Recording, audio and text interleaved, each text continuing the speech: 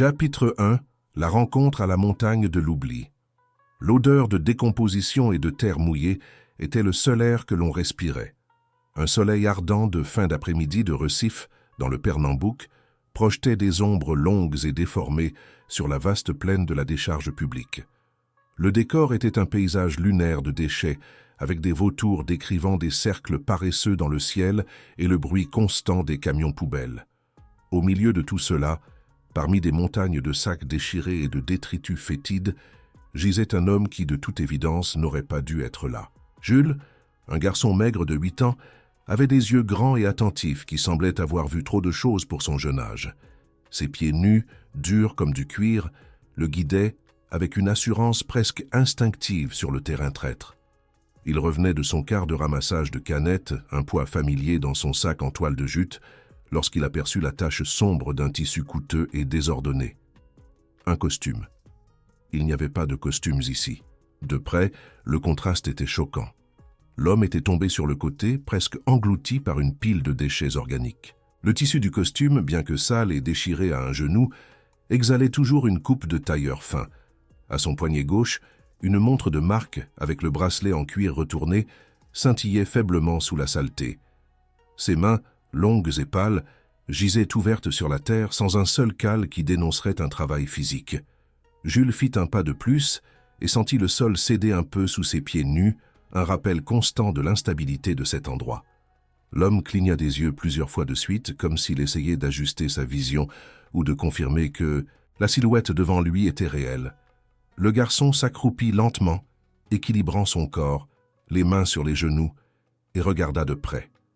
Le visage de l'homme était pâle, avec des marques de sueur sèches sur les tempes et une tache violette commençant à apparaître sur le côté de sa joue gauche.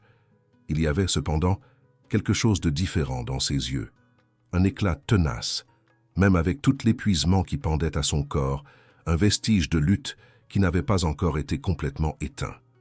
Jules ne savait pas quoi faire, mais il ne pouvait pas non plus simplement partir. Il n'avait que 8 ans et avait déjà vu des gens blessés, des gens abandonnés, des gens qui ne voulaient plus rien de la vie. Mais cet homme était différent.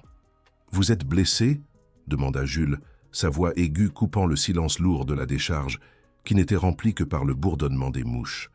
L'homme laissa échapper un soupir profond, qui semblait traîner tout le poids de sa poitrine, et tenta de bouger, mais abandonna au milieu du mouvement, gémissant faiblement. « Je ne sais plus ce que je suis », répondit-il, la voix rauque et traînante, comme si chaque mot coûtait un effort énorme et un grand détachement. Jules s'essuya la main sur son pantalon usé, un geste automatique de celui qui connaît l'importance de l'hygiène, même au milieu du chaos, et tendit le bras vers l'homme. « Je peux vous aider ? Il y a de l'eau juste là où ma mère travaille. Elle a un petit coin pour nous. » L'homme regarda la petite main sale du garçon et quelque chose changea dans son expression. Ce n'était pas de la pitié, c'était une reconnaissance étrange et profonde, comme s'il avait finalement trouvé quelque chose d'humain dans ce lieu d'abandon et de désespoir. Il serra la main de Jules avec force, mais ne put se relever seul.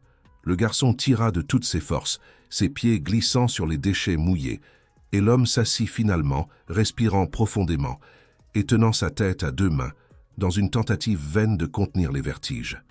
« Depuis combien de temps je suis ici ?» demanda-t-il, plus pour lui-même que pour le garçon, comme s'il essayait de reconstituer le puzzle d'un temps perdu. Jules haussa les épaules. « Je ne sais pas, je vous ai vu en rentrant du ramassage. » Le soleil était plus bas. L'homme regarda autour de lui, voyant l'immensité de la décharge s'étendre dans toutes les directions. Des montagnes de déchets couvertes de vautours et de chiens maigres fouillant parmi les sacs déchirés.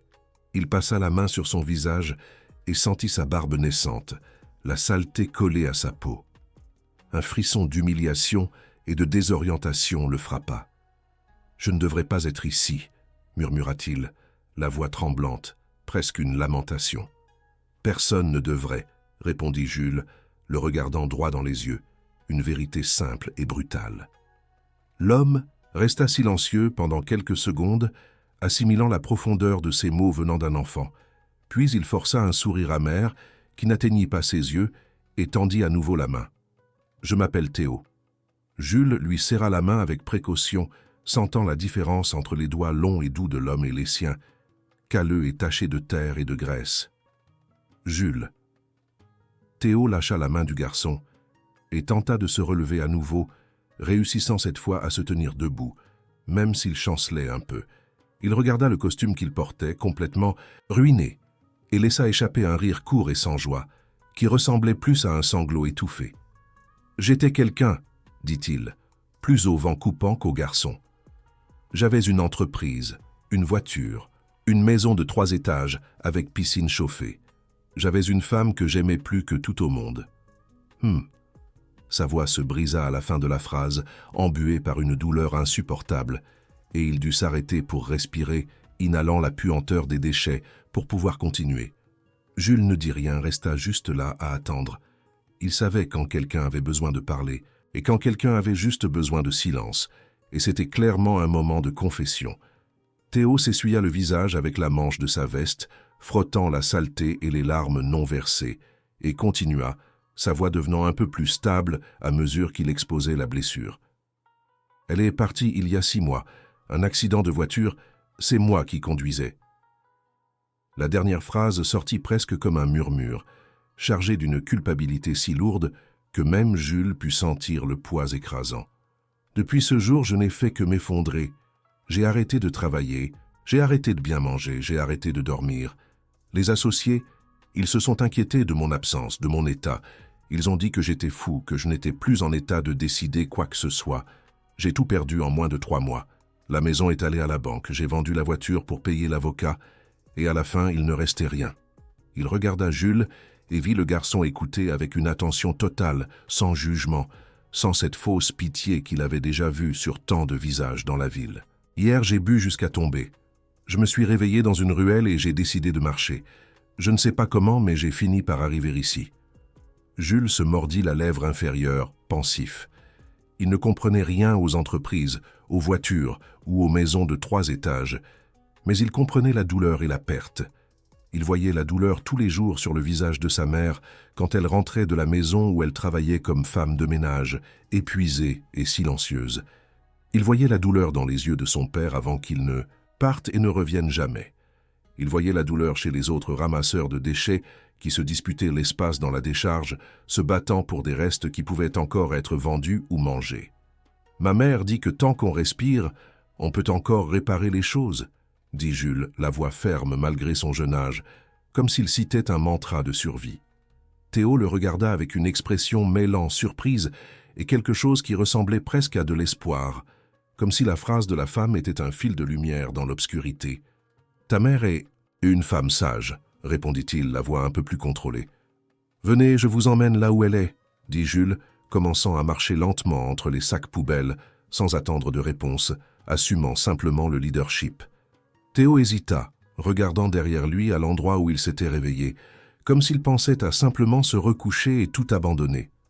Mais ensuite, il vit le garçon le regarder par-dessus son épaule, l'attendant, et quelque chose bougea à l'intérieur de lui. L'éclat tenace dans ses yeux se ralluma. Il fit le premier pas, puis le second, et suivit bientôt Jules sur le chemin tortueux entre les montagnes de déchets.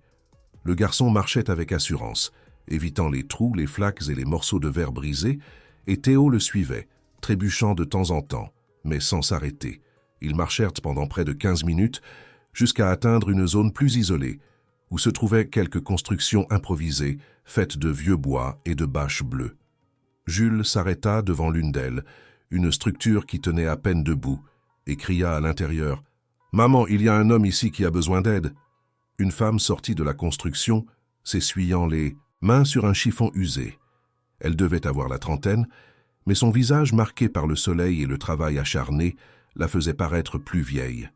Quand elle vit Théo, elle fronça les sourcils et regarda son fils, la méfiance prenant immédiatement le dessus. « Qui est-il » demanda la femme, la voix déjà fatiguée.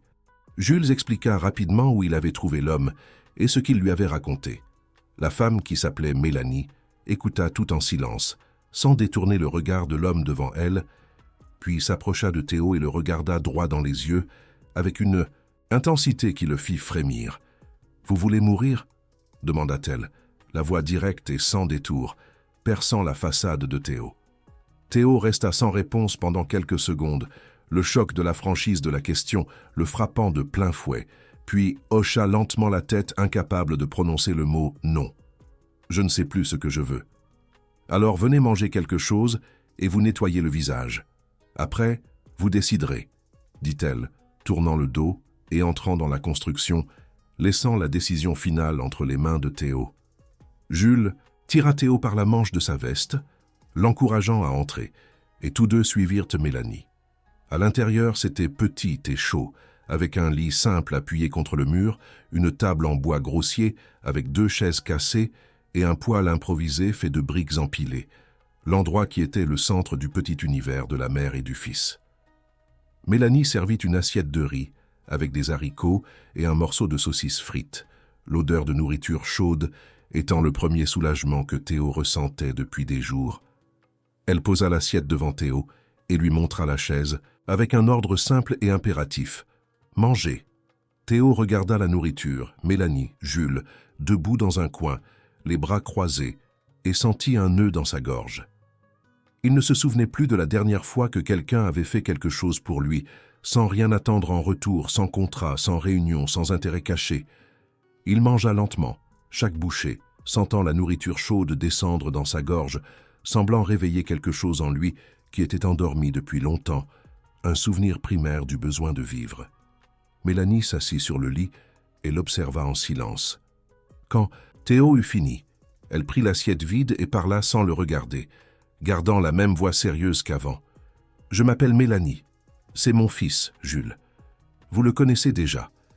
Nous vivons ici depuis 2 ans, depuis que son père a disparu. Je travaille comme femme de ménage dans une maison en ville. Je pars à l'aube et je reviens le soir. Jules reste ici, s'occupe des affaires, ramasse ce qu'il peut pour aider. Ce n'est pas une vie facile, mais c'est la vie que nous avons. » Elle regarda finalement Théo, l'expression de fatigue habituelle étant remplacée par une dureté momentanée. « Vous avez tout perdu, je comprends, mais regardez autour de vous, ici tout le monde a tout perdu. La différence, c'est qu'on se lève tous les jours et on essaie encore. » Théo sentit les mots frapper fort sa poitrine, une accusation silencieuse à son apitoiement. Il regarda Jules qui restait là, sérieux et attentif, puis regarda à nouveau Mélanie. « Je ne sais pas quoi faire, » avoua-t-il, la voix brisée. « Je ne sais pas comment recommencer. Je ne sais pas comment vivre sans elle. » Mélanie soupira profondément et se leva du lit, la patience étant la seule chose qui la maintenait là. « Personne ne sait. On fait juste un jour à la fois.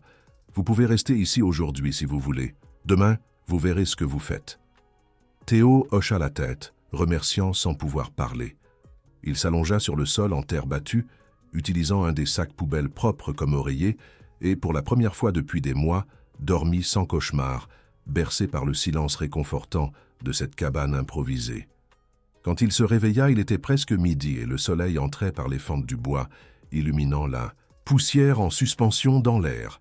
Jules était assis dehors, tripotant quelque chose que Théo ne pouvait pas voir. Il se leva, sentant son corps endolori, mais sa tête plus légère, et sortit de la construction. Le garçon le regarda et lui montra ce qu'il était en train de faire. C'était un cerf-volant fait de papier magazine et de tiges de bambou, attaché avec de la ficelle fine qu'il avait dû trouver quelque part. « Vous savez en faire voler ?» demanda Jules, les yeux brillants par l'attente d'une réponse affirmative. Théo sourit pour la première fois depuis longtemps. Un sourire petit mais sincère. « Ça fait environ 30 ans que je n'ai pas fait ça, mais je crois que je m'en souviens encore. » Ils passèrent l'après-midi à essayer de faire monter le cerf-volant, courant dans la décharge avec la ficelle à la main, riant quand il tombait et recommençant, un scénario improbable de légèreté et de joie au milieu de l'abandon. Théo sentit quelque chose d'étrange en lui, quelque chose qu'il était sûr de ne plus jamais ressentir. C'était léger, c'était simple, c'était presque du bonheur. C'était la joie pure d'un moment, sans le poids du passé ni la pression du futur. Quand le soleil commença à se coucher, Mélanie revint du travail, fatiguée et en sueur, mais sourit en voyant les deux assis par terre en train de discuter, une scène qu'elle ne s'attendait pas à voir. Elle prépara plus de nourriture, et les trois mangèrent ensemble en silence la plupart du temps, mais c'était un silence confortable, plein de présence, un silence de ceux qui construisent un lien. Théo aida à laver les assiettes dans une vieille bassine, et s'assit ensuite dehors, regardant les étoiles commencer à apparaître dans le ciel sombre. Un spectacle qu'il avait oublié qu'il existait au milieu des lumières de la ville. Jules s'assit à côté de lui et regarda aussi le ciel. « Vous partez demain ?» demanda le garçon, la voix basse, révélant une peur subtile que cette nouvelle et fragile connexion soit brisée. Théo réfléchit longuement avant de répondre, soupesant ce que l'avenir lui réservait. « Je ne sais pas où aller. » Jules le regarda de côté. « Vous pouvez rester ici. On n'a pas grand-chose, mais on a de la place. » Théo sentit ses yeux lui piquer et dut déglutir avant de parler, ému par la générosité de cet enfant. « Pourquoi tu fais ça? Tu ne me connais pas. » Jules haussa les épaules, comme si la réponse était évidente. « Vous en aviez besoin. On aide quand on peut. » Théo ne put répondre.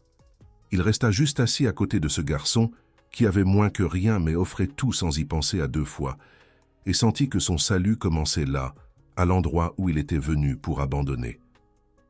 La décision de rester, pour l'instant, était prise. Chapitre 2. La reconstruction dans le chaos. Les jours suivants, Théo commença à se lever plus tôt. La puanteur des déchets et la chaleur oppressante ne le dérangeaient plus comme avant. Son esprit, auparavant troublé par l'alcool et l'apitoiement, s'éclaircissait lentement, propulsé par la simplicité de la routine de Jules et Mélanie. Il devait faire plus que simplement rester, il devait contribuer. Il observa Jules en action. Le garçon était organisé, méthodique dans sa collecte, sachant exactement ce qui avait de la valeur et où le trouver. Ce gamin de 8 ans était un homme d'affaires en miniature, et c'était ironique compte tenu du passé de Théo. « Apprends-moi » demanda Théo à Jules un matin. Jules le regarda surpris, mais acquiesça sans hésiter, fier d'avoir quelque chose à enseigner. Le plastique, c'est ici. Le métal, c'est là.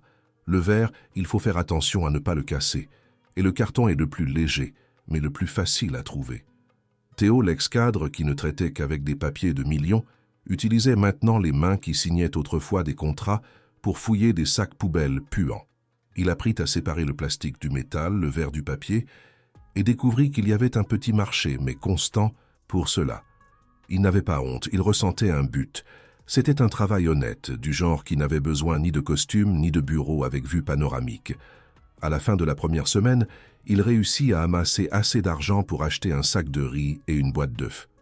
Il hésita un peu avant de donner, sentant le poids de ce petit geste, et posa tout sur la table devant Mélanie quand elle revint du travail.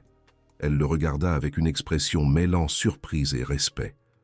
C'était la première fois qu'elle voyait l'initiative de Théo se matérialiser en Tsar, quelque chose de concret. « Merci », dit-elle simple et directe, sans le drame qu'il aurait attendu de quelqu'un de son ancien cercle social. Théo secoua la tête, sentant une chaleur dans sa poitrine qui n'était pas le soleil. « C'est moi qui vous remercie. » Les semaines passèrent et Théo commença à remarquer des changements en lui-même. Il dormait mieux, mangeait avec plus d'appétit, parlait davantage, riait de temps en temps, surtout lors des jeux improvisés avec Jules. Il pensait toujours à elle, à la femme qu'il avait perdue, mais il parvenait maintenant à s'en souvenir sans sentir qu'il allait s'effondrer, sans la nécessité de la soupape de l'alcool. Jules était devenu une sorte d'ombre constante, toujours à proximité, toujours curieux, posant toujours des questions sur la vie d'avant.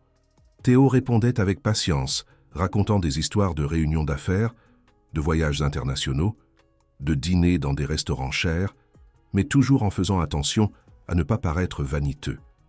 Le garçon écoutait tout avec des yeux écarquillés, essayant d'imaginer un monde si différent du sien. « Ça vous manque ?» demanda Jules un après-midi, alors qu'il se reposait sous un arbre sec. Théo réfléchit à la question avec soin. « C'est elle qui me manque. Le reste n'était que décor. » Il avait déjà réalisé que toute sa fortune n'était que le cadre d'une vie qui n'avait de valeur qu'à cause de la personne qui était à ses côtés. Jules resta silencieux pendant un moment, assimilant la différence entre décor et essence, puis demanda à nouveau « Vous vous sentez toujours coupable ?» Théo tourna le visage et regarda le garçon, surpris par sa perception aiguisée. « Tous les jours, » répondit-il, la voix basse, « mais ça devient plus léger. » Jules acquiesça comme s'il comprenait parfaitement la complexité de la culpabilité et du deuil. « Ma mère dit qu'on porte les mauvaises choses jusqu'à ce qu'on apprenne ce qu'elles sont venues nous enseigner. Ensuite, on peut les laisser partir. » Théo regarda ce garçon de 8 ans qui parlait comme s'il avait vécu des siècles de sagesse et sentit une vague de gratitude si forte qu'il dut détourner le visage pour cacher les larmes qui menacèrent de couler. « Tu es très intelligent pour ton âge, » dit-il, la voix étranglée. Jules sourit, un sourire pur et sans malice. « C'est ma mère qui est intelligente, je ne fais que répéter ce qu'elle dit. » Un mois après son arrivée à la décharge, Théo était méconnaissable. Il avait maigri. Sa peau était plus foncée à cause du soleil. Ses mains étaient calleuses et sales, mais ses yeux avaient retrouvé leur éclat. Il pensait toujours à sa défunte épouse tous les jours, mais il parvenait maintenant à s'en souvenir, sans sentir qu'il allait être détruit par la culpabilité. La vie, pour lui, commençait à bouger à nouveau. Un après-midi, pendant que Mélanie préparait le dîner, Théo s'approcha d'elle avec une expression sérieuse, le cœur battant fort avec la décision qu'il avait prise. « Je dois essayer de retourner là-bas, » dit-il. Mélanie arrêta de remuer la casserole et le regarda, les sourcils levés. « Retourner où ?» Théo soupira. « En ville. Essayer de récupérer quelque chose. Je ne peux pas rester ici pour toujours. Je dois trouver un moyen d'avoir une vie pour avoir quelque chose à vous offrir. » Mélanie acquiesça lentement, acceptant la logique, mais avec sa garde toujours levée. « Tu as raison, mais n'oublie pas qu'ici, il y aura toujours de la place pour toi si tu en as besoin. » Théo passa la main sur son visage et regarda Jules, qui était assis par terre, dessinant quelque chose dans la terre avec une brindille. Le garçon était le centre de son nouveau but, le catalyseur de son changement. « Je voudrais l'emmener avec moi, » dit Théo, la voix basse, presque inaudible, mais chargée d'intention. Mélanie arrêta complètement ce qu'elle faisait et se tourna pour lui faire face, la colère froide s'allumant immédiatement dans ses yeux. « Comment ça ?» Théo prit une profonde inspiration avant de continuer, sachant qu'il marchait sur un terrain très dangereux. « Je sais que ça semble fou. Je sais que vous me connaissez à peine, mais ce garçon a quelque chose de spécial. Il est intelligent, il est observateur, il est courageux. Il mérite d'avoir des chances qu'il n'aura jamais ici. Je veux lui donner ça. Je ne demande pas de vous l'enlever. Je veux juste aider, le mettre dans une bonne école, lui donner des vêtements, de la nourriture, un endroit sûr. Vous pouvez venir le voir quand vous voulez. Vous pouvez rester avec nous si vous voulez. » Mélanie resta silencieuse, le visage fermé, assimilant tout. Cela, sa voix sortant dure, contrôlée, mais chargée d'une colère froide et protectrice. « Vous pensez que vous pouvez arriver ici, rester un mois et repartir en emmenant mon fils, comme s'il s'agissait d'un chien errant ?» Théo secoua rapidement la tête. « Ce n'est pas ça. Ce n'est pas du tout ça. Je veux juste aider. Vous deux m'avez sauvé. J'étais mort à l'intérieur et vous m'avez ramené. Je veux juste vous le rendre, mais le retour doit être réel. » Mélanie fit un pas en avant, les yeux fixés sur les siens, le défiant. « Vous voulez me le rendre? Alors allez-y, reconstruisez votre vie et quand vous aurez quelque chose de concret à offrir, vous reviendrez ici et nous parlerons. Mais n'arrivez pas ici en voulant emmener mon fils sur une promesse. » Théo comprit. Il était allé trop vite, avait voulu tout régler d'un coup. La vie de Mélanie n'était pas une de ces anciennes affaires qui se concluaient par une poignée de main. Il acquiesça, comprenant la leçon. « Vous avez raison, je suis désolé. » Mélanie respira profondément et retourna à la casserole, la tension diminuant un peu. « Pas besoin de t'excuser, il faut juste comprendre qu'il est tout ce que j'ai, la seule chose qui m'a gardé entière. » Théo regarda Jules à nouveau et vit le garçon le regarder en retour, confus, sentant la tension dans l'air, mais sans comprendre exactement ce qui se passait. Il savait que le temps et la preuve seraient le seul moyen de convaincre Mélanie. Cette nuit-là, Théo ne dormit presque pas. Il regardait le plafond de bâche, se balançant avec le vent, pensant à tout ce qui s'était passé, à tout ce qu'il avait perdu, à tout ce qu'il pouvait encore essayer de récupérer. L'image de Jules à l'école, apprenant, se distinguant, devint sa nouvelle obsession. Quand le soleil se leva, il était déjà debout, se lavant le visage dans la bassine d'eau froide. Mélanie sortit travailler tôt, comme toujours. Mais avant de partir, elle s'arrêta devant lui. « J'ai réfléchi à ce que tu as dit hier, » commença-t-elle, la voix plus calme, mais toujours prudente. « Si tu parviens vraiment à te relever et si tu veux vraiment aider, j'y penserai sérieusement. Mais ça doit être réel, pas une promesse. » Théo la sentit ferme. Il savait qu'il avait besoin de plus que de mots.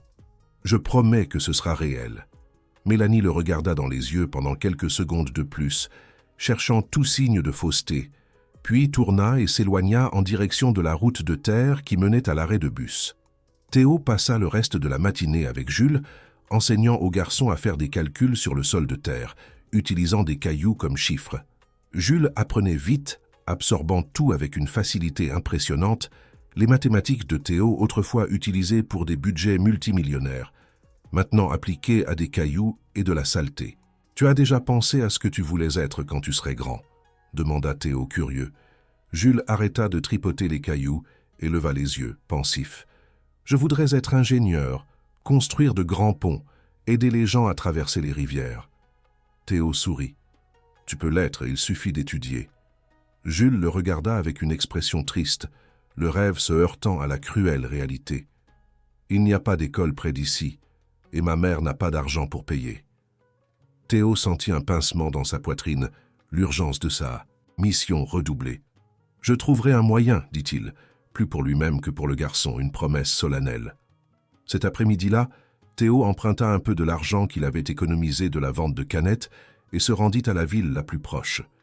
Il marcha dans les rues observant, se souvenant de ce que c'était de vivre ici avec de vraies maisons, des magasins, des voitures qui passaient, des gens pressés. Il entra dans une bouquinerie, un refuge poussiéreux de savoir, et acheta 2 vieux cahiers et 3 crayons usagés. Il revint à la décharge en fin d'après-midi et donna tout à Jules. Le garçon regarda les cahiers comme s'ils étaient faits d'or, la matérialisation de son rêve. « C'est pour moi ? C'est pour que tu étudies.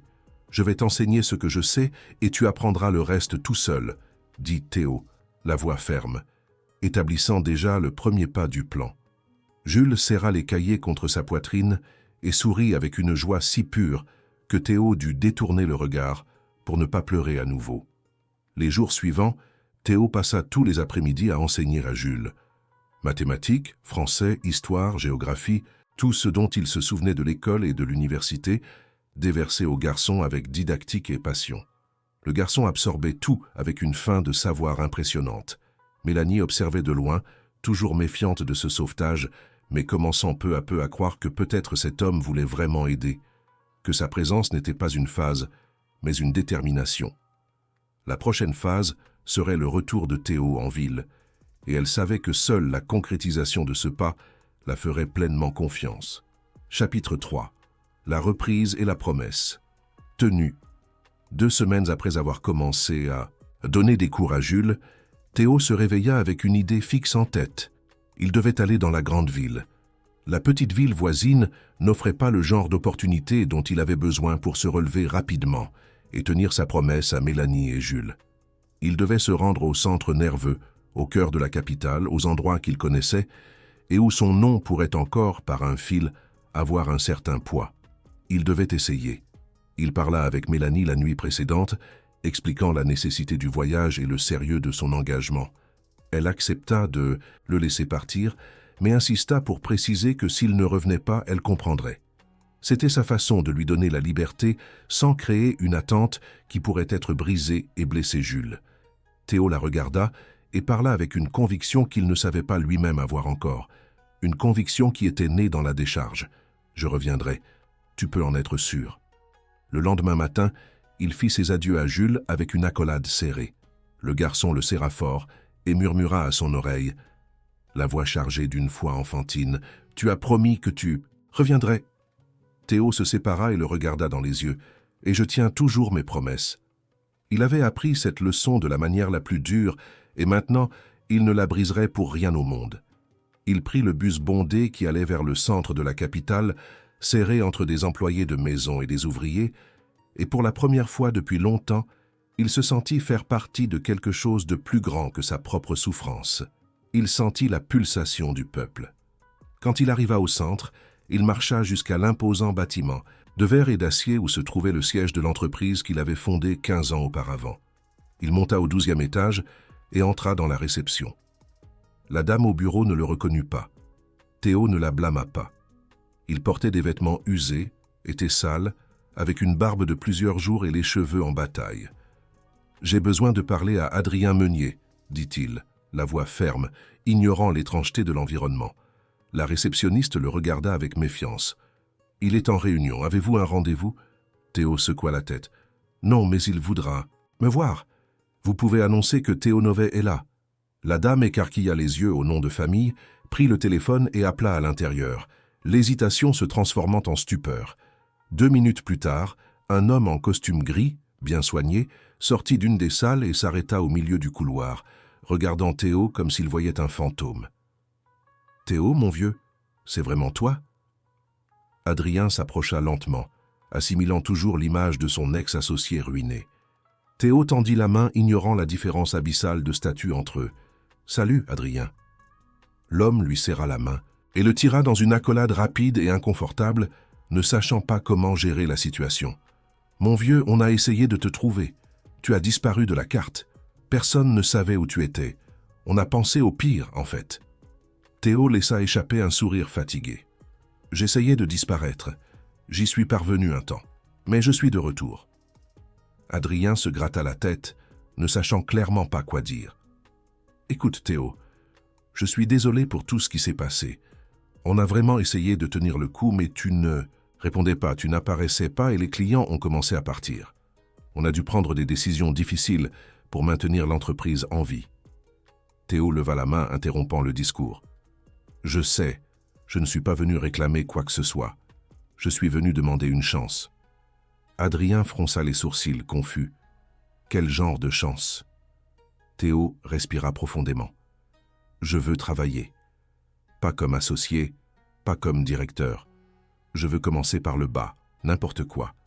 J'ai besoin de me reconstruire et je sais qu'ici, dans l'entreprise que j'ai aidé à construire, c'est le meilleur endroit pour le faire. » Adrien resta silencieux, regardant Théo avec une expression mêlant surprise, pitié et finalement un respect réticent. « Tu es sérieux ?» Théo le regarda droit dans les yeux, complètement. « Plus que jamais. » Adrien soupira et se gratta le menton pensif. « Laisse-moi voir ce que je peux faire. On a toujours eu besoin de personnes de confiance à la base. Reviens demain, à la même heure. » Théo le remercia et quitta le bâtiment, le cœur battant fort. Il avait fait le premier pas sur la longue échelle du retour. Maintenant, il devait attendre de voir si la porte s'ouvrirait. Il passa la nuit dans une auberge bon marché, partageant la chambre avec 5 autres hommes, et revint au bâtiment le matin. Adrien l'attendait à la réception avec un dossier à la main. « J'ai parlé avec le personnel. On peut te mettre comme assistant administratif. Salaire de base, rien de luxueux, mais c'est un début. Et nous n'aurons pas la pression de toi, un ex-associé, revenant au sommet. Tu acceptes ?» Théo ressentit un soulagement si grand qu'il faillit tomber à genoux. Le poste n'était pas important, ce qui importait, c'était l'opportunité. « J'accepte. » Adrien lui tendit le dossier avec les documents. « Tu commences lundi. Et Théo, j'espère que tu es vraiment revenu. On a besoin de bonnes personnes, et tu connais le fonctionnement comme personne. » Théo lui serra la main avec force. « Je suis de retour. » Il quitta le bâtiment, marcha jusqu'à la gare routière et acheta un billet de retour. Quand il arriva à la décharge, il faisait déjà nuit et Jules était assis dehors à attendre, la faible lumière révélant son anxiété. Le garçon vit Théo de loin et courut l'embrasser. « Tu es revenu !» La voix du garçon était un mélange de soulagement et de triomphe. Théo serra le garçon de toutes ses forces, sentant sa poitrine se serrer avec la réalisation de sa promesse. « J'avais dit que je reviendrais. » Mélanie sortit de la construction et resta immobile à la porte, l'expression illisible. Théo s'approcha d'elle et parla d'une voix ferme, révélant la concrétisation de sa victoire. « J'ai trouvé un emploi. Je commence lundi. Je vais louer un petit endroit en ville, rien de très grand, mais il y aura de la place pour vous deux si vous voulez. Je veux que Jules étudie dans une vraie école. Je veux vous aider. Ce n'est pas de la charité, c'est de la gratitude. C'est la seule façon que j'ai de payer la dette que j'ai envers vous. » Mélanie le regarda longuement, les yeux brillants de larmes non versées, assimilant l'énormité du changement. Puis elle parla d'une voix basse, mais ferme. « Tu es sûr de ce que tu fais. Tu échanges ta liberté ici contre un nouveau départ qui pourrait être difficile. » Théo regarda Mélanie sans détourner le regard, pas même une seconde. « Je n'ai jamais été aussi sûr de rien dans ma vie. » Mélanie croisa les bras, l'expression toujours dure, mais quelque chose dans sa posture avait déjà changé, la réticence étant remplacée par l'acceptation. Elle regarda Jules, qui était à côté de Théo, les yeux pleins d'espoir, puis revint à l'homme. « Si on vient avec toi, ce sera à tes conditions, mais je travaillerai aussi. Je ne vais dépendre de personne. Je n'accepterai pas une vie de charité. » Théo acquiesça rapidement. « Je n'attendais rien de différent. Ton travail et ta force seront essentiels à notre nouvelle vie. » Mélanie respira profondément, comme si elle prenait la décision la plus importante de sa vie, puis hocha la tête. « Alors d'accord, nous viendrons. » Jules sauta et cria de joie, faisant trembler la structure improvisée. Et pour la première fois depuis qu'il était arrivé là, Théo sentit qu'il avait fait quelque chose de vraiment juste, un acte qui restaurait sa dignité. Cette nuit-là, les trois restèrent éveillés tard, parlant de ce que ce serait, de ce qu'ils devaient emporter, de ce qu'ils pouvaient laisser derrière eux. Mélanie avait peu de choses, juste quelques vieux vêtements et une photo délavée du jour de son mariage, qu'elle gardait enveloppée dans du plastique, le dernier vestige de son passé. Jules avait encore moins, juste les cahiers que Théo lui avait donnés, et une chemise qui était la seule chose que son père avait laissée avant de partir. Théo regarda tout cela et comprit qu'il emmenait deux personnes qui avaient moins que rien, mais qui lui avaient donné plus que toute fortune ne l'avait jamais fait auparavant. Il échangeait des décombres contre des fondations, et la promesse d'un foyer était le nouveau contrat le plus important de sa vie. Le voyage de retour à la dignité ne faisait que commencer. Chapitre 4. La cohabitation et les nouvelles fondations. Le lundi matin, Théo était devant le bâtiment 15 minutes avant l'heure. Il avait réussi à prendre une douche à l'auberge, avait acheté un jean et une chemise simple avec le peu d'argent qu'il lui restait, et s'était rasé. Il ne ressemblait plus à l'homme d'affaires en costume qu'il avait été, mais il ne ressemblait plus non plus à l'homme détruit que Jules avait trouvé dans la décharge. Il monta au 12e étage et se rendit directement à la salle qu'Adrien avait indiquée, prêt pour le premier jour de sa nouvelle vie. Le travail était simple mais essentiel à l'organisation de l'entreprise. Organiser des documents, archiver des dossiers, répondre au téléphone, apporter du papier d'un côté à l'autre. C'était le genre de choses qu'il n'avait jamais faites de sa vie. Il avait toujours eu des gens pour le faire à sa place. Mais maintenant, il faisait tout avec attention, avec soin, sans se plaindre. Il y avait une dignité dans le travail manuel qu'il n'avait jamais reconnue auparavant. Les premiers jours furent étranges. Les gens le regardaient avec curiosité, certains avec pitié, d'autres avec méfiance. Tout le monde savait qui il avait été, le grand Théo Nauvet, et le voir là dans cette position causait un malaise général. Mais Théo s'en fichait. Il gardait la tête baissée, faisait le travail et partait à l'heure, la tête concentrée sur la promesse qu'il avait faite. À la fin de la première semaine, il reçut son avance de salaire et se rendit directement chercher un endroit à louer. Il trouva un petit appartement dans un quartier éloigné, mais sûr. Il avait 2 chambres minuscules, un salon qui pouvait à peine contenir un canapé et une cuisine étroite.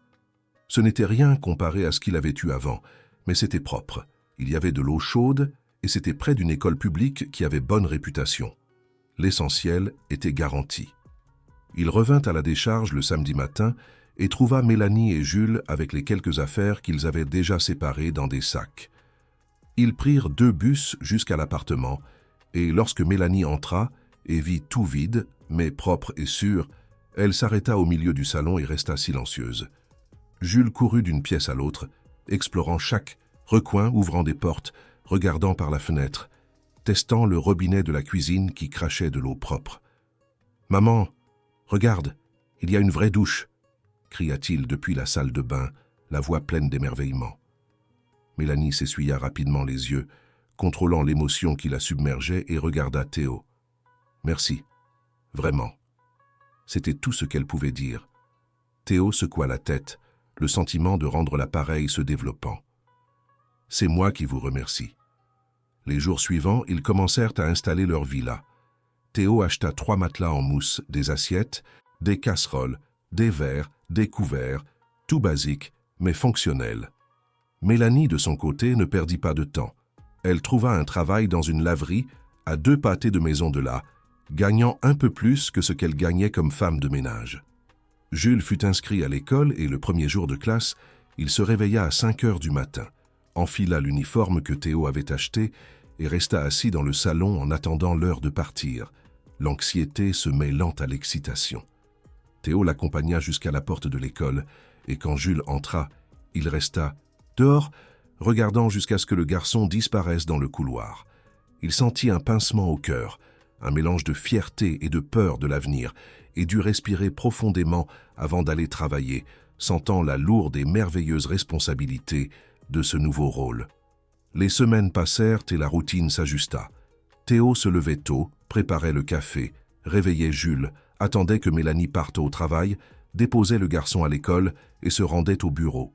Il travaillait toute la journée, rentrait, récupérait Jules à la sortie, l'aidait avec ses devoirs, attendait que Mélanie arrive, ils dînaient ensemble et ensuite chacun allait de son côté. C'était une vie simple, répétitive, mais il y avait quelque chose de réconfortant et de curatif dans cette prévisibilité. Théo n'avait plus les pressions d'avant, n'avait plus de réunions interminables, mais il avait un travail honnête, des personnes qui dépendèrent de lui et une raison de se lever tous les jours. Jules s'adapta à l'école avec une facilité impressionnante.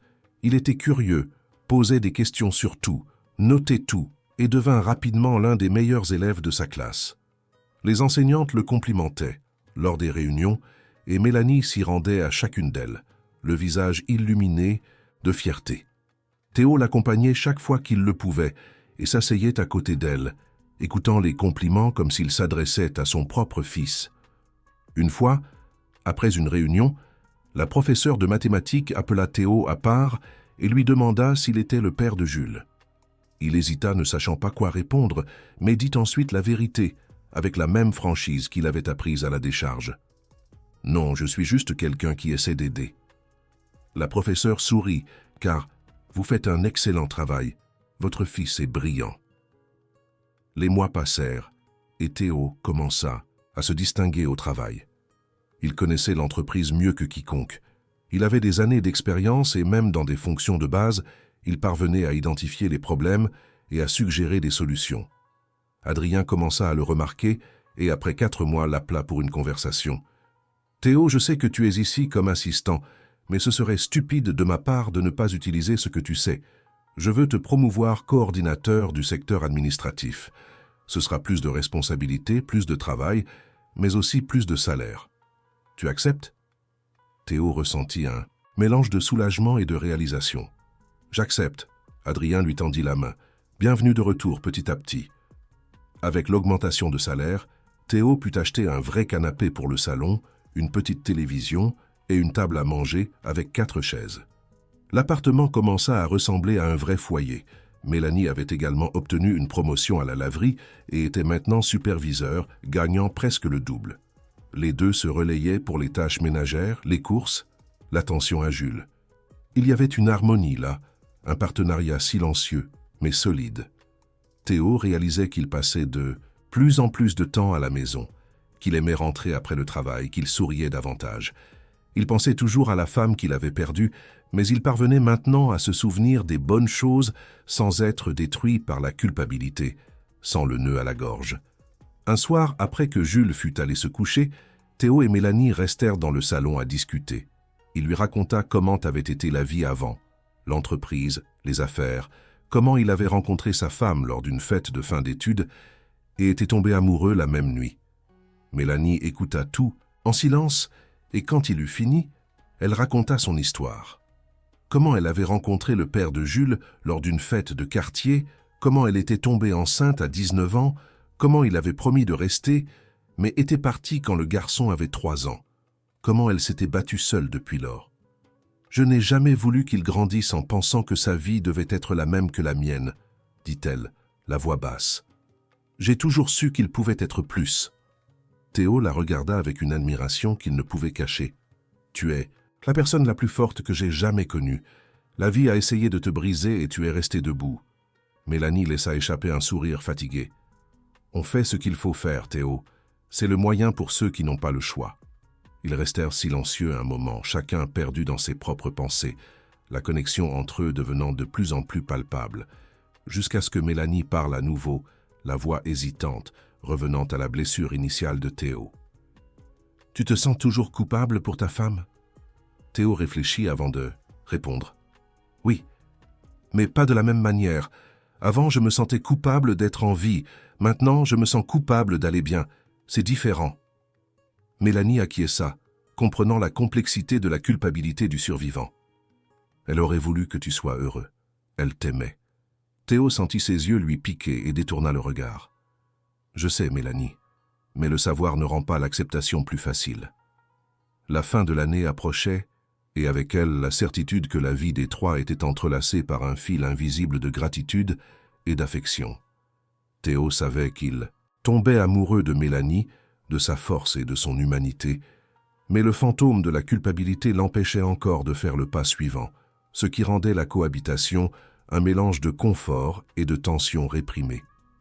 La révélation de son histoire n'était pas complète, et il sentait qu'il y avait quelque chose de plus qui devait être résolu avant qu'il ne puisse se permettre le bonheur avec Mélanie. Chapitre 5. L'éclaircissement de la culpabilité et l'intervention de Jules. Les mois continuèrent de passer et la fin de l'année arriva. Jules était en tête de sa classe. Un enfant, prodige s'adaptant à sa nouvelle réalité. Mélanie était devenue gérante de la laverie, une reconnaissance de sa compétence et de son effort, et Théo avait été promu à nouveau, cette fois au poste de directeur régional, retrouvant un rôle de leadership. Il gagnait bien sa vie, avait une petite équipe mais compétente, et redécouvrait le plaisir de travailler avec quelque chose qui avait du sens, mais d'une manière beaucoup plus éthique et humaine. À Noël, il acheta des cadeaux pour les deux. Pour Jules, un vélo que le garçon avait demandé pendant des mois, un symbole de la liberté qu'il n'avait pas à la décharge. Pour Mélanie, un ensemble de nouvelles casseroles dont elle avait dit avoir besoin, une reconnaissance de son rôle en tant que centre de ce nouveau foyer. Quand ils les ouvrirent le matin de Noël, les deux restèrent silencieux, regardant les cadeaux comme s'ils ne croyaient pas qu'ils étaient réels. Jules serra Théo si fort qu'il faillit le faire tomber, et Mélanie resta immobile, tenant les casseroles, les yeux brillants. Théo reçut également des cadeaux. Jules avait fait un dessin de lui, Mélanie et Théo, ensemble devant le bâtiment où ils vivaient, avec un énorme soleil, dans le ciel et des oiseaux qui volaient, l'image de la famille qu'il désirait. Mélanie avait acheté une chemise habillée bleue qu'elle savait qu'il lui faudrait pour les réunions. Théo regarda les deux cadeaux et sentit quelque chose qu'il n'avait pas ressenti depuis longtemps. Il sentit qu'il avait une famille à nouveau. Ce soir-là, après le dîner, les trois restèrent dans le salon à regarder un film à la télévision. Théo regarda autour de lui, voyant Jules concentré sur l'écran et Mélanie avec un sourire tranquille sur le visage, et pensa que peut-être la vie lui avait donné une seconde chance. Le nouvel an arriva et apporta des changements. Adrien appela Théo pour une réunion privée et alla droit au but. « Théo, je pense à prendre ma retraite. Je suis fatigué. Je veux voyager, profiter tant que je peux, et je pense à t'offrir ma part de l'entreprise. Pas gratuitement, évidemment, mais on peut faire un accord de paiement sur plusieurs années. Tu as construit ça avec moi, et je pense qu'il est juste que tu aies la chance de revenir là où tu aurais toujours dû être, aux commandes. » Théo resta sans voix. Il regarda Adrien, essayant de comprendre si c'était sérieux. « Tu es sérieux? C'est beaucoup de responsabilités. » Adrien sourit, complètement sûr. « Réfléchis bien et donne-moi une réponse la semaine prochaine. Tu es prêt. » Théo rentra chez lui, la tête tournant. Il raconta tout à Mélanie ce soir-là et elle écouta attentivement, sans l'interrompre. Quand il eut fini, elle lui demanda ce qu'il voulait faire. Théo soupira profondément. « Je ne sais pas. Une partie de moi veut accepter, veut revenir à ce que j'ai toujours fait, mais une autre partie a peur. Peur de redevenir qui j'étais, un homme obsédé par le travail. Peur de perdre ce que j'ai maintenant. » Mélanie resta silencieuse un moment, pensive. « Tu ne redeviendras pas qui tu étais. Tu n'es plus cette personne. Tu as traversé des choses qui t'ont changé. Si tu acceptes, tu feras les choses différemment. Tu connais déjà le prix d'oublier ce qui compte vraiment, la vie en dehors du bureau. » Théo la regarda et sentit une profonde gratitude. « Tu sais toujours quoi dire. » Mélanie sourit. « Je ne fais que dire ce que je vois. » La semaine suivante, Théo retourna voir Adrien et accepta la proposition. Ils signèrent le contrat, réglèrent les détails et en moins d'un mois, Théo était de retour aux commandes de l'entreprise. Mais il insista pour mettre en œuvre des changements, appliquant sa nouvelle vision du monde. Il réduisit les heures de travail des employés, augmenta les salaires créa un programme de bourse d'études pour les enfants de collaborateurs et établit une politique stricte d'équilibre entre vie personnelle et professionnelle. Les gens furent surpris au début, mais réalisèrent vite que l'entreprise fonctionnait mieux, que tout le monde était plus motivé et que les résultats s'étaient améliorés. Théo travaillait dur mais partait toujours à l'heure. Il allait toujours chercher Jules à l'école quand il le pouvait, dînait toujours à la maison. Jules grandissait vite. Il avait eu 10 ans, était plus grand, plus intelligent, plus confiant. Il parlait de vouloir être ingénieur avec une conviction impressionnante et Théo tenait à nourrir ce rêve. Il emmenait le garçon visiter des chantiers, voir des ponts en construction, parler à de vrais ingénieurs. Une fois, en rentrant d'une de ses visites, Jules regarda Théo et lui demanda quelque chose qui le prit par surprise, envahissant sa zone de plus grande vulnérabilité. « Tu aimes ma mère ?» Théo faillit perdre le contrôle de la voiture. « Quoi? Pourquoi tu demandes ça ?» Jules haussa les épaules. « Parce que vous vivez ensemble, vous prenez soin l'un de l'autre et vous parlez toujours quand je vais dormir. Vous ressemblez à mari et femme, mais vous ne l'êtes pas. » Théo ne savait pas quoi répondre.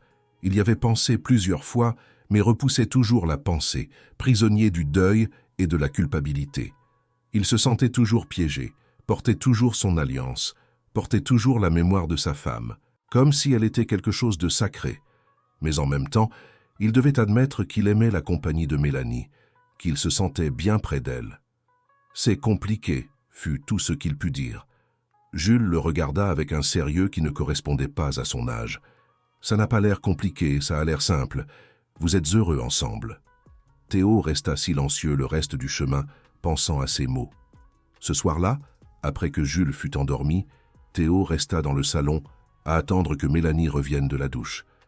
Quand elle s'assit sur le canapé à côté de lui, il respira profondément et parla sans détour, sentant que c'était le moment d'affronter la vérité. « Jules m'a demandé aujourd'hui si je t'aimais. » Mélanie se figea, le regardant sans ciller. « Et qu'as-tu répondu ?» Théo la regarda droit dans les yeux. « J'ai dit que c'était compliqué, mais la vérité est que ça ne l'est pas. Je t'aime bien. Je t'aime beaucoup. J'aime être près de toi, parler avec toi, construire cette vie avec toi. Mais j'ai peur.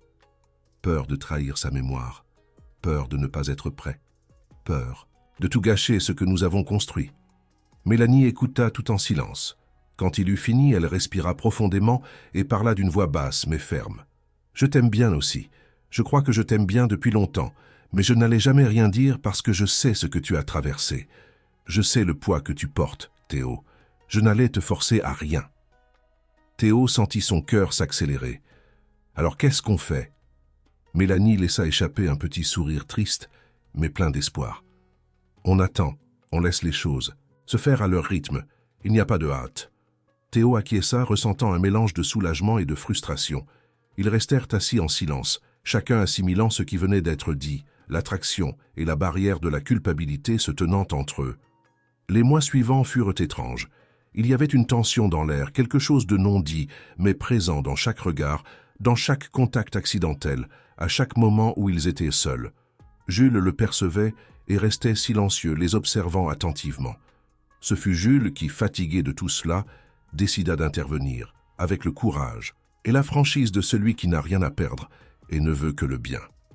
Un soir, il les appela tous les deux dans le salon et se tint debout devant eux, les bras croisés. « Vous êtes bêtes, tous les deux. » Mélanie et Théo le regardèrent en surpris. « Jules, quelle façon de parler ?» commença Mélanie. Mais le garçon leva la main, interrompant sa mère. « Non, laissez-moi parler. Vous vous aimez bien tous les deux. Tout le monde le voit, sauf vous. Et vous laissez la peur tout gâcher. » Il regarda Théo. « Tu as perdu quelqu'un que tu aimais, je comprends. J'ai aussi perdu mon père, même s'il n'a jamais été un vrai père. Mais tu ne peux pas rester figé pour toujours, juste parce que tu as peur d'aller de l'avant.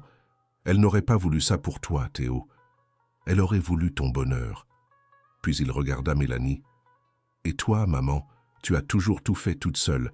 Tu as toujours eu peur de dépendre de quelqu'un, mais il n'est pas mon père. Il ne partira pas. Tu n'as pas besoin d'avoir peur. » Les deux restèrent silencieux, regardant ce garçon de 10 ans, parlant comme s'il en avait 50. Jules respira profondément, la voix étranglée par l'émotion. « Je veux juste que vous soyez heureux. Je veux qu'on soit une vraie famille. Ce n'est pas mal de vouloir ça. » Mélanie fut la première à réagir. Elle se leva, alla vers Jules et l'étreignit fortement, pleurant doucement. Théo resta assis, sentant les mots du garçon résonner dans sa tête, la vérité nue et crue. Il regarda à nouveau l'alliance, la tint entre ses doigts et lentement l'enleva de son doigt, la rangeant dans sa poche. Ce n'était pas oublier, c'était se permettre. Il se leva, alla vers Mélanie et Jules et les étreignit tous les deux. Ils restèrent là tous les trois ensemble en silence, sentant juste la présence l'un de l'autre, et la barrière céda finalement, inaugurant un nouveau moment de vulnérabilité et d'espoir. Quand ils se séparèrent enfin, Théo regarda Mélanie et parla d'une voix étranglée, la décision prise. « Je suis prêt. Je crois que je l'ai toujours été. J'avais juste peur de l'admettre. » Mélanie sourit, essuyant ses larmes, et lui prit la main. « Alors on va doucement, un jour à la fois, sans se presser. » Et c'est ainsi que commença leur relation. Il n'y eut pas de grandes déclarations, pas de moments cinématographiques, juste la décision consciente de deux adultes blessés et fatigués de construire quelque chose ensemble. La vie était sur le point de leur donner la grande révélation qui manquait à leur guérison totale. Chapitre 6. Le secret révélé et la construction du pont. Les jours qui suivirent l'éclat de Jules furent pleins de premières fois.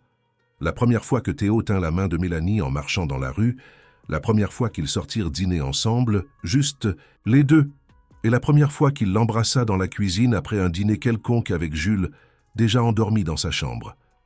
Tout était nouveau, tout était effrayant, mais tout était aussi bon, et la complicité entre eux était indéniable. Mélanie était différente. Elle n'exigeait rien, n'attendait rien au-delà de ce qu'il pouvait donner. Elle avait ses propres cicatrices, ses propres peurs, et comprenait les siennes sans avoir besoin d'explications.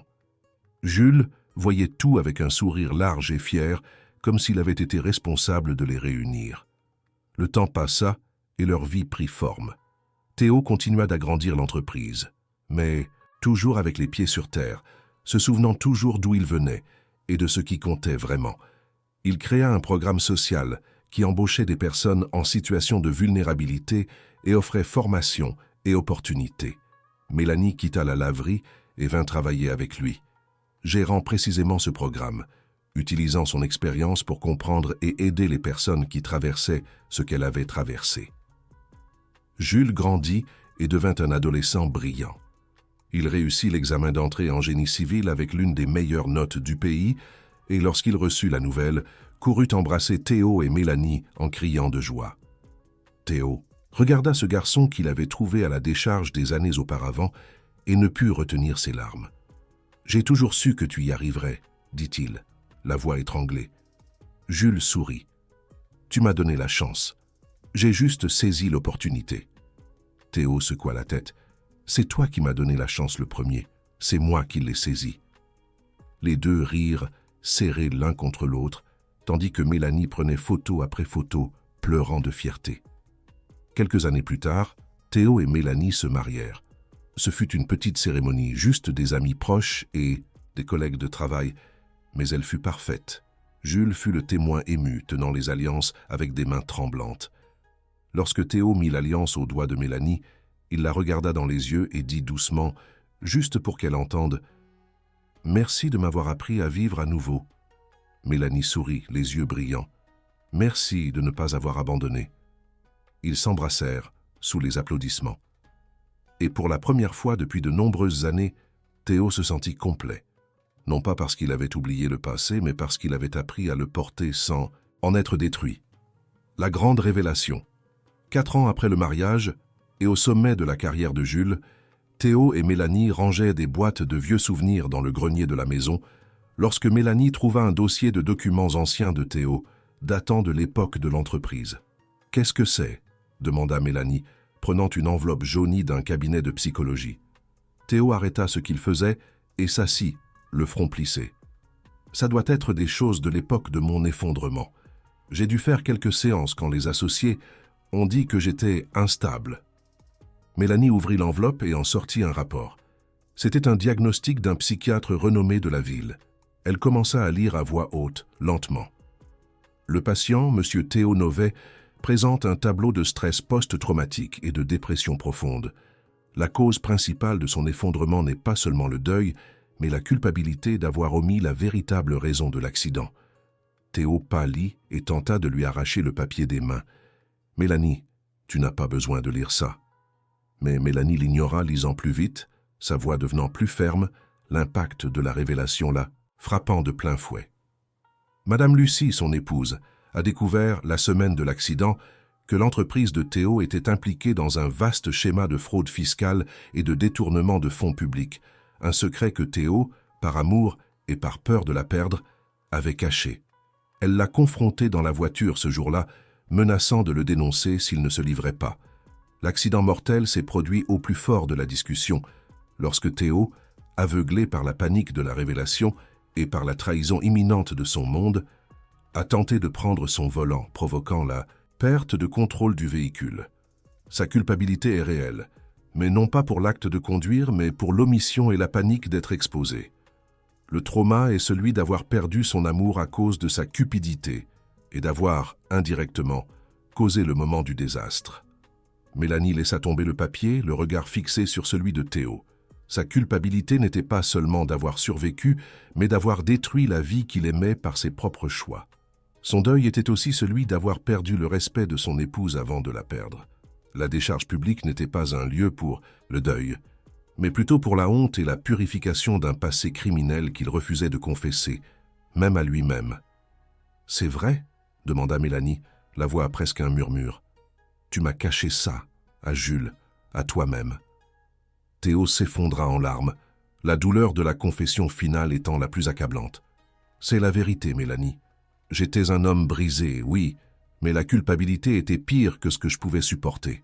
Je l'aimais, mais j'aimais le pouvoir plus, et ça l'a tué.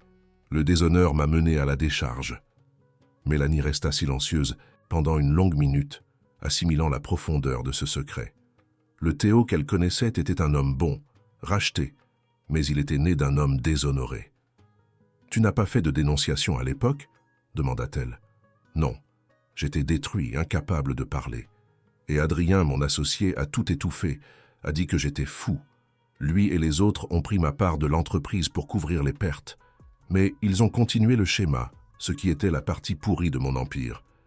Je n'ai pas eu le courage d'exposer son nom à cette saleté, de traîner sa mémoire dans la boue. » Mélanie lui prit la main, l'expression maintenant d'une compassion forcée. « L'homme qui a commis cette fraude est mort dans cette décharge, Théo. L'homme qui est revenu vers moi et Jules est honnête. Ce que tu as fait avec l'entreprise après, la façon dont tu l'as humanisée, c'est ta pénitence. Tu n'as pas trahi sa mémoire en m'aimant. Tu l'as honorée en devenant un homme digne dont elle aurait été fière. » Théo se calma, sentant le poids des années être allégé par cette acceptation. « J'avais peur que si tu savais, tu partes. »« Nous avons construit une famille sur la vérité, Théo, » dit Mélanie souriant. « Nous n'allons pas laisser un fantôme du passé la faire tomber. Mais maintenant, la guérison est complète. » Le pont vers l'avenir Jules obtint son diplôme d'ingénieur et trouva un emploi dans une grande entreprise, travaillant sur des projets d'infrastructure. Théo assista à la remise des diplômes et pleura comme s'il était son père biologique. Lors de la fête, Jules insista pour les remercier publiquement. « Je ne serais pas ici sans deux personnes. Ma mère qui a toujours cru en moi, et Théo qui est apparu dans ma vie et m'a montré que le monde pouvait être plus grand. » Il regarda Théo. « Tu dis toujours que je t'ai sauvé ce jour-là à la décharge, mais la vérité est que nous nous sommes sauvés mutuellement. Je t'ai trouvé quand tu avais besoin d'être trouvé et tu m'as donné un avenir. Tu m'as donné un but. » Des années plus tard, alors que Jules construisait son premier pont important, il appela Théo et Mélanie pour leur montrer le chantier. Les trois restèrent immobiles à regarder cette énorme structure être érigée. « Vous, savez pourquoi j'ai voulu être ingénieur ?» demanda Jules. « Parce que j'ai appris avec vous qu'on peut construire des choses solides, même quand tout semble s'effondrer. Vous avez construit une famille à partir de rien, construit une vie là où il n'y avait que des décombres, et je voulais faire ça aussi. » Il les regarda, les yeux brillants. « Vous êtes mon premier pont, le pont qui m'a sorti d'où j'étais et m'a emmené là où je devais aller. Et maintenant, je vais passer le reste de ma vie à construire des ponts pour d'autres personnes. » Théo et Mélanie restèrent silencieux, assimilant ces mots. Théo passa un bras autour des épaules de Mélanie et tira Jules près de lui avec l'autre bras. Ils restèrent là, tous les trois ensemble, regardant le pont être construit sous le soleil chaud de l'après-midi. Théo regarda Jules, maintenant un homme fait, confiant et épanoui, et sentit une gratitude si profonde qu'elle faisait mal. « J'ai quelque chose à te dire », commença Théo, la voix sérieuse. « Je ne t'ai jamais dit ça correctement, mais il faut que tu le saches. Tu ne m'as pas seulement sauvé ce jour-là, tu m'as donné une raison de vivre à nouveau. Tu m'as appris qu'il y avait encore de la bonté dans le monde, et je veux que tu saches que je te considère comme mon fils. Tu es mon fils, et je suis très, très fier de l'homme que tu es devenu. » Jules sentit les larmes couler et étreignit Théo de toutes ses forces, et Mélanie les étreignit tous les deux. On ne choisit pas d'où on vient, mais on choisit ce qu'on fait avec le chemin qu'on nous donne. Et je choisis de remercier tous les jours de vous avoir trouvé dans cette décharge, parce que vous m'avez montré qu'importe où la vie commence, ce qui compte, c'est là où on décide qu'elle va arriver. L'appel à l'action. Alors, vous avez aimé l'histoire de Théo, Mélanie et Jules? La vie peut parfois être une décharge, mais il suffit d'un petit geste d'humanité pour construire un pont et tout recommencer. Ce voyage de reconstruction, du deuil à la rédemption, a-t-il touché votre cœur? Nous voulons savoir. Si vous croyez aussi au pouvoir des nouveaux départs, cliquez sur le bouton « J'aime » juste en dessous et montrez votre soutien. Et pour ne manquer aucune de nos narratives émouvantes qui explorent la complexité du destin et des liens familiaux, cliquez sur « S'abonner » et activez la cloche. L'histoire de Théo et Mélanie nous enseigne que le plus grand secret est le courage d'être honnête envers soi-même. Quel a été le moment qui vous a le plus ému ou surpris? Laissez votre commentaire et discutons de ce rebondissement. Votre opinion est la fondation de notre chaîne.